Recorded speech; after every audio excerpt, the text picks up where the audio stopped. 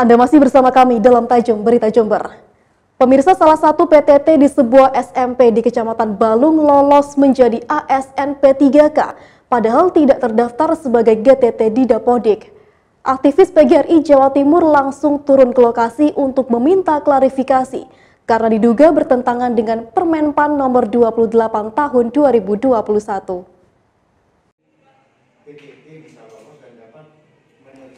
Aktivis PGRI Jawa Timur atas nama Ilham mendatangi Lembaga Pendidikan SMP Negeri 2 Balung terkait temuan adanya PTT lolos sebagai pegawai pemerintah dengan perjanjian kerja atau P3K. Padahal orang yang lolos tersebut tidak terdaftar sebagai GTT di data pokok pendidikan atau Dapodik. Nama yang lolos P3K tersebut atas nama RM.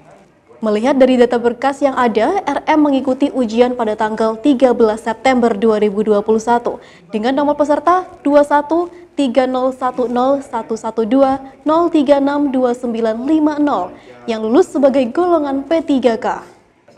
Padahal RM merupakan seorang PTT dan sebelum mendapat SK dari Bupati Jember pada tanggal 1 Maret 2021 sampai dengan 31 Desember 2021 untuk melaksanakan tugas sebagai pengelola keuangan di UPTD Satuan Pendidikan SMP 2 Balung, sehingga bukan sebagai guru tidak tetap atau GTT.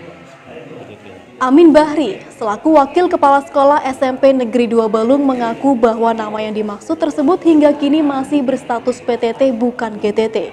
Namun dengan adanya kekosongan guru pembimbing, maka dirinya diperbantukan sementara sebagai guru kelas.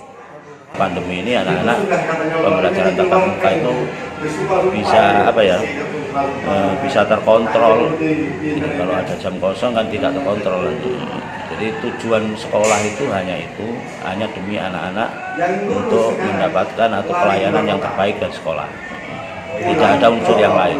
Kalau secara SK pembagian tugas tidak. Nah, terus tapi kalau realnya memang ada guru yang bertugas sebagai calon kepala sekolah mengikuti diklat 2 bulan. Jadi sekolah ini biar melayani anak-anak secara maksimal itu memang diperbantukan. Namun dalam tanggung jawabannya tetap di administrasi, Pak. Kalau administrasinya tetap ya. Muhammad Abdul Ghafur, selaku operator di SMP Negeri 2 Balung menjelaskan fakta bahwa RM terdaftar sebagai PTT di Dapodik sehingga bukan GTT. Status tersebut hanya bisa diubah oleh Dinas Pendidikan terkait. Untuk merubah status, sekolah tidak diberi kewenangan. Yang diberi kewenangan adalah operator Dinas Pendidikan. Memang di sini sudah istilahnya tidak bisa dirubah.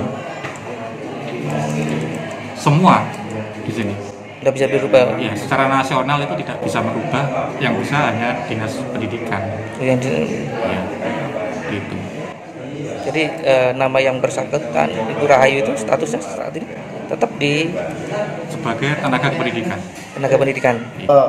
Yang bersangkutan bisa saja dari rumah di Indonesia ini, tidak harus sekolahnya yang ikut-ikutan membantu, mereka yang mencoba-coba sebenarnya. Karena yang bersangkutan sudah menyampaikan ke saya mencoba-coba, saya tidak pernah saya tipu-tipu dokumennya, saya sampaikan sebagai PTT 1 kali gagal, 2 kali gagal, 3 kali jebol, Mas. KN dalam hal ini, Panselnas dalam hal ini, Mas. Apa harus bertanggung jawab dengan persoalan-persoalan seperti itu? Tentu Dinas Pendidikan harus turun ke bawah, mengumpulkan seluruh kepala sekolah, memberikan sosialisasi kepada sekolah tentang Permenpan nomor 28. Jangan sampai dijebol-jebol, jangan sampai dicoba-coba.